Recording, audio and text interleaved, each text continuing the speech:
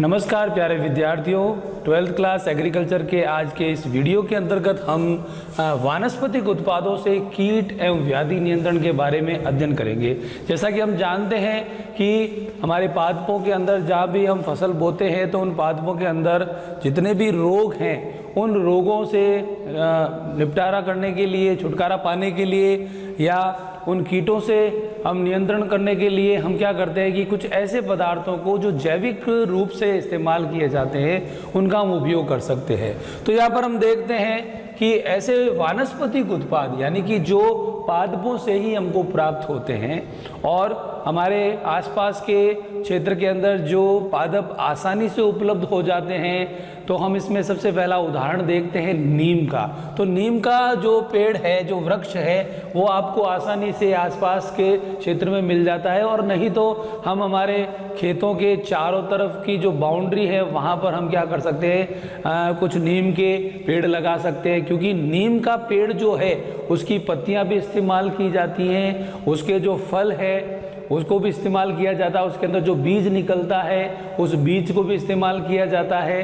यानी कि नीम की छाल, उसकी जड़, उसकी पत्तियां, ये सब कुछ हम इस्तेमाल कर सकते हैं। तो यहाँ पर हम देखते हैं क्योंकि नीम जो है एक प्रकार का एक कीटनाशक गुण रखने वाला एक वृक्ष है। इसकी पत्तियों का हम अर्क निकाल करके क्या कर सकते हैं, उसका 10% घोल बना करके अगर हम पादपों के ऊपर छिड़काव करते हैं तो हम देखते हैं कि इसके हमें प्रभावी लक्षण दिखाई देते हैं। इसके कारण जो नीम के अंदर जो कड़वापन है तो वो एजारडिएक्टिन के कारण पाया जाता है। नीम में जो कड़वापन की बात करें अपन, नीम में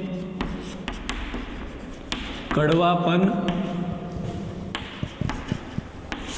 और नीम की अंदर जो गंध है, नीम में जो अरुचिकर गंध आती है, ठीक है ना, वो गंध जो है उस गंध का कारण क्या है कि इसके अंदर टिग्निक एसिड पाया जाता है। टिग्निक एसिड पाया जाता है।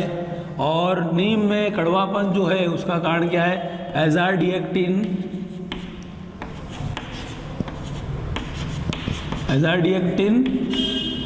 पाया जाता है इसके अंदर।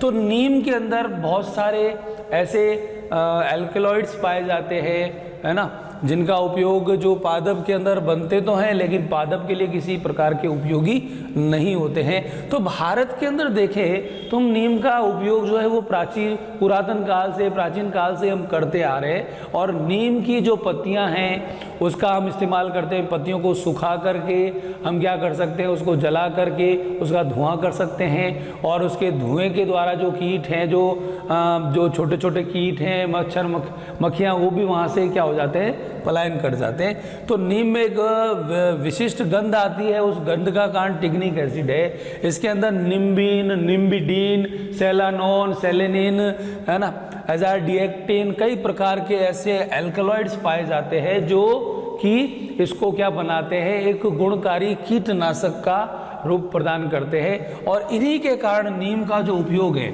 ऐसा रिसर्च में पता चला कि भी 1959 के अंदर, 1959 के अंदर जर्मनी के अंदर ये रिसर्च हुआ कि सूडान के अंदर जो है वो मतलब एक नीम ही ऐसा वृक्ष बचा था जो कि टिड्डियों के आक्रमण होने के बावजूद भी वो बच गया था। बाकी सारे पादपों को टिड्डी के आक्रमण के द्वारा इसको खा दिया गया। यहाँ तक कि अमेरिका की जो नेशनल साइंस एकेडमी है, यानी राष्ट्रीय विज्ञान अकादमी, अमेरिका की राष्ट्रीय विज्ञान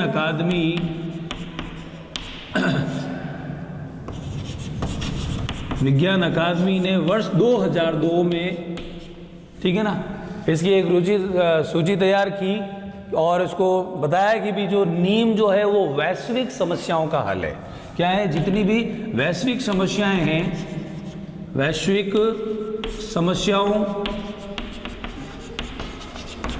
समस्याओं का हल इसको कहा गया है। नीम के अंदर देखें तो निम्बिडीन, निम्बीन, एजाडिएक्टिन,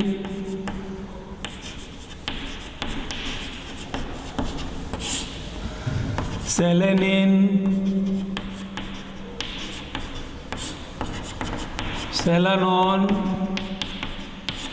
ठीक है ना। ऐसे प्रकार के एजाडिएक्टिन कई प्रकार के इसके अंदर क्या पाए जाते हैं, जो एल्कलॉइड्स पाए जाते हैं। और पादपों के अंदर देखें तो हम जो टर्पिनॉइड्स हैं, फ्लेविनॉइड्स हैं और एल्केनॉइड्स हैं और एल्केनॉइड्स और इसके अलावा एमिनो एसिड्स जो होते हैं वो विशिष्ट प्रकार के पादपों के अंदर जो है अलग अलग तरीके से इसके अंदर पाए जाते हैं। और इन्हीं पदार्थों के उपस्थिति के कारण जो है वो नीम क्या कई प्रकार के वानस्पतिक उत्पाद जो है वो कीट एवं व्याधि नियंत्रण के अंदर हमारे लिए उपयोगी होते हैं। तो नीम का जो कड़वापन देखें तो वो एजाडिएक्टिन के कारण होता है। ऐसा प्रश्न पूछा जा सकता है आपके जेड के एग्जाम के अंदर, नीम के अंदर जो विशिष्ट गंध आती है वो किसके कारण आती है, टिग्रिक एसिड के कारण आती है। और जर्मनी 1959 के अंदर ये रिसर्च किया गया, अनुसंधान किया गया कि सूडान के अंदर जो है वो केवल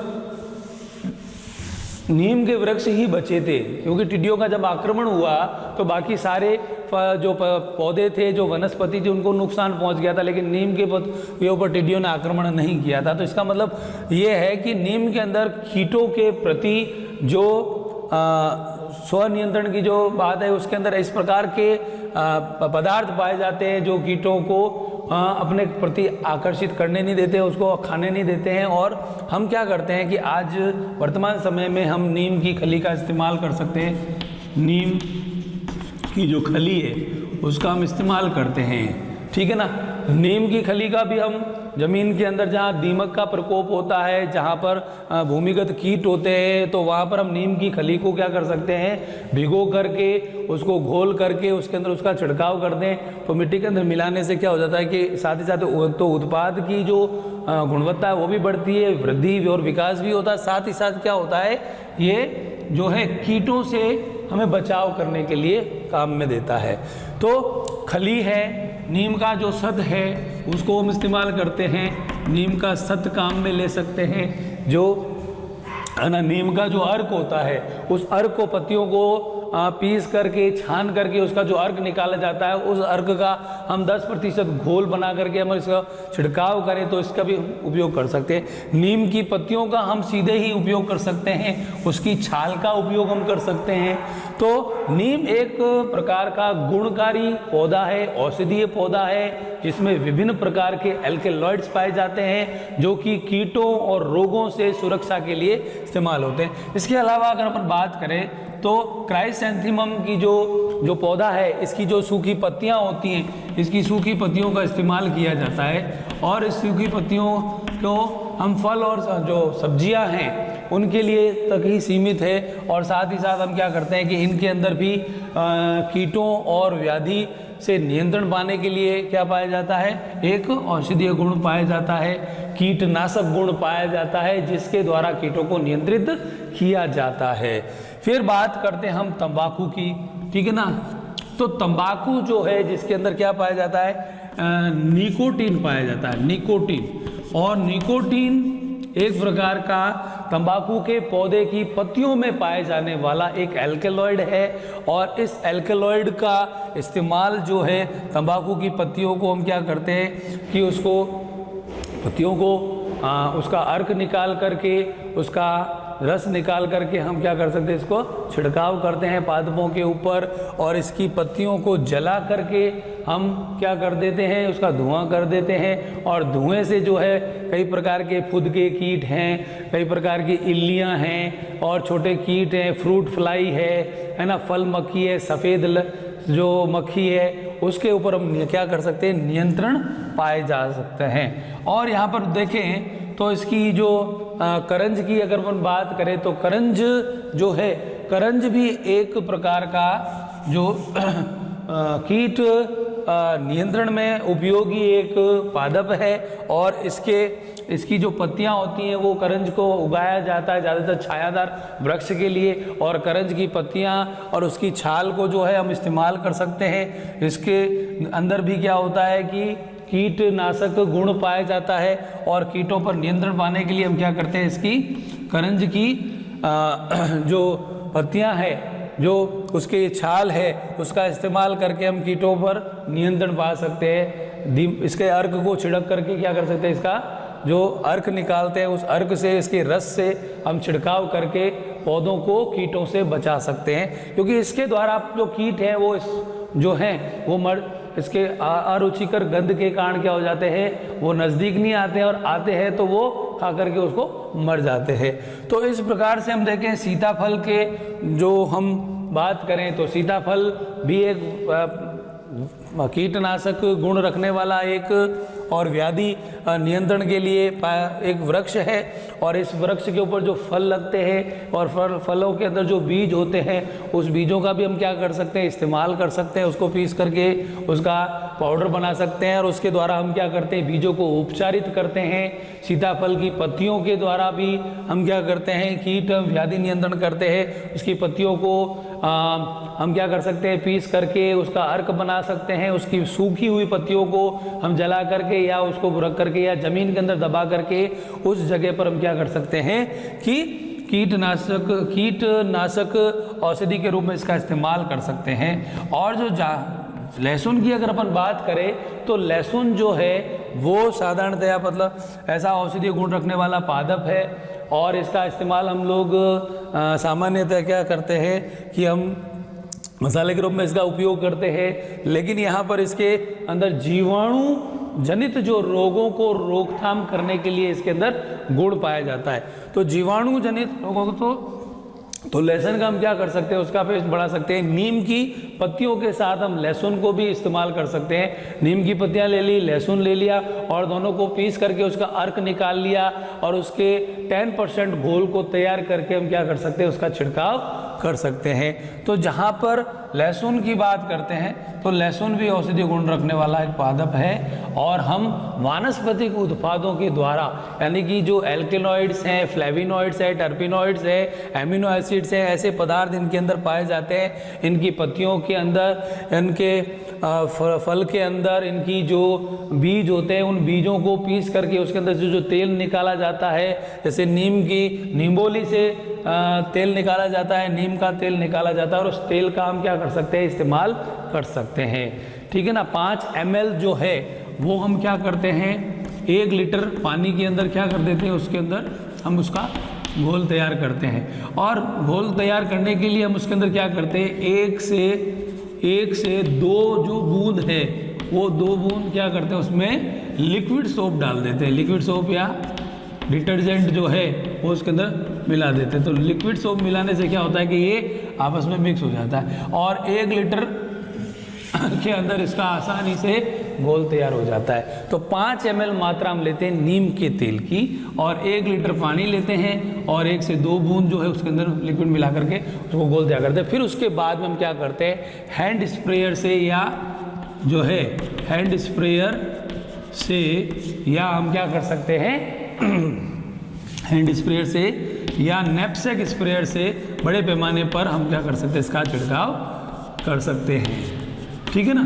तो यहाँ पर हम ऐसा कोई भी रासायनिक कीटनाशक दवा का, कोई भी पेस्टिसाइड्स का उपयोग नहीं कर रहे हैं, क्योंकि ये सब जो रासायनिक तरीके से तैयार किए गए कीटनाशक है वो हमारी मृदा के ऊपर, हमारे बोई गई फसल के ऊपर, उनके फलों के ऊपर, सब्जियों के ऊपर, फूलों के ऊपर, यानी कि पादप के जो वायव्य भाग है उसके ऊपर क्या करते हैं, एक रासायनिक प्रभाव डालते हैं, रासायनिक अनुषंगी प्रभाव, साइड इफेक्ट। और जब हम वानस्पतिक उत्पादों को ही इस्तेमाल करते हैं तो ये नीम, क्राइसैंथेमम, तंबाकू, करंज, सीताफल और लहसुन का हम इस्तेमाल करके हम कीट और व्याधि नियंत्रण पर ध्यान दे सकते हैं। और ज़्यादा से ज़्यादा हम क्या करते हैं, जो जैविक खेती है उसके अंदर इसका उपयोग करना हमारे लिए बहुत ही लाभदायक है। और इसके द्वारा अलावा हम और भी कई तरीके हैं जिनके द्वारा हम कीटों को क्या कर सकते हैं, पकड़ सकते हैं उनको यांत्रिक विधियों से,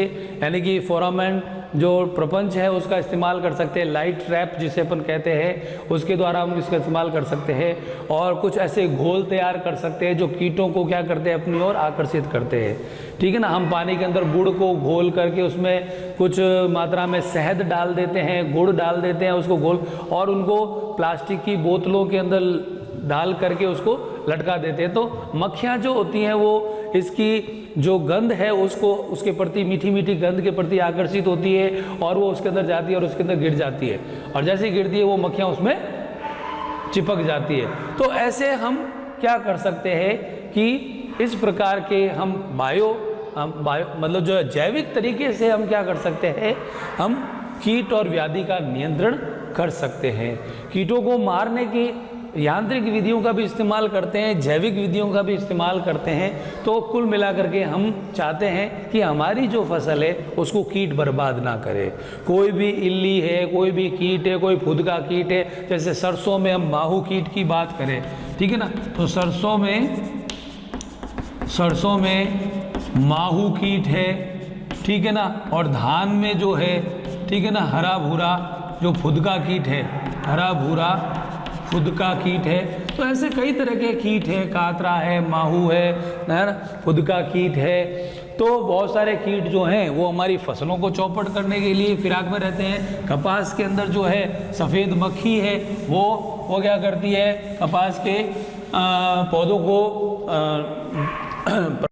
प्रभावित करती है, उसको नुकसान पहुंचाती है। तो हम ऐसे में इन चीज़ों का इस्तेमाल करेंगे तो हमारी फसलें जो हैं वो चौपट होने से बच जाएगी, क्योंकि ये फलों के ऊपर आक्रमण करने वाली जैसे फ्रूट फ्लाई है, तो वो फल मक्खी जो है वो फलों के ऊपर बैठती है और बैठ करके क्या करती है, अपने उसमें ड्रिल करती है उसके, और ड्रिल करने के बाद में उसके क्या करती है, उसके अंदर अंडे दे देती है। ठीक है ना, तो कीटों के जो पश्चिमी मतलब जो पश्चिम भाग में एक मतलब कीटों के अंदर क्या पाया जाता है, ऐसा गुण पाया जाता है कि ये ड्रिलिंग कर सकती है, छेद कर सकती है। फली छेदक कीट होता है ना, फल छेदक कीट होता है ना, पत्तियों में छेद करने वाला कीट होता है, तने में छेद करने वाला कीट होता है।